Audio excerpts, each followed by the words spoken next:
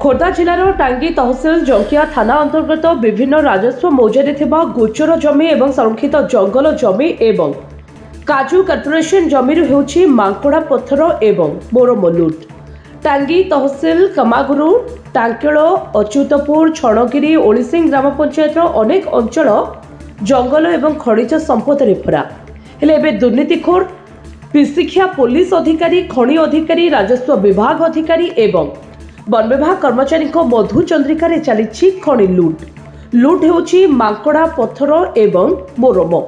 सरकार हराउछंती कोटी कोटी टंकार राजस्व। जलका टांगी राजस्व विभाग एवं टांगी वन विभाग काजू निगम अधिकारी एवं जंकिया थाना पुलिस।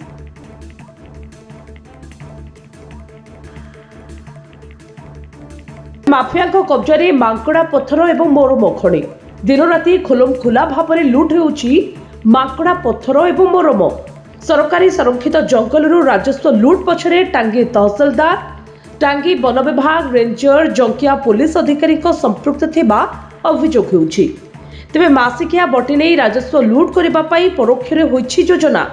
माफिया को सुरक्षा देउछंती सरकारी अधिकारी एवं पुलिस अधिकारी। कहा छत्र छाया बेधड़क चली राजस्व लुट।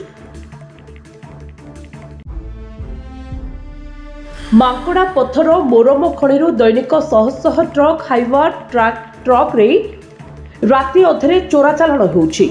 मांकड़ा पत्थर एवं मोरम गाड़ी गुड़िक नुआ जगन्नाथ सड़क दे पुरी ब्रह्मगिर 16 नंबर जातीय राजपथर बालुगां आदि अंचल को चालाण होउछि। सरकारी संरक्षित जंगलरू दिन राति चली राजस्व लुट।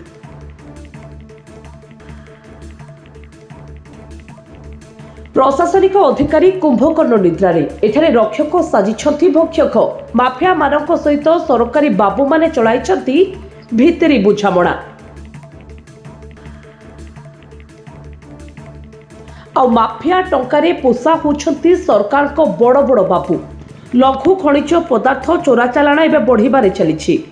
किछि दिन पूर्व लघु खनिज पदार्थ चोरा चालाण को रोकिबा पाई खनि विभाग अधिकारी पदक्षेप नेबारु तांको उपरको माफिया माने करिसंती दुई थर मरणात्मक आक्रमण।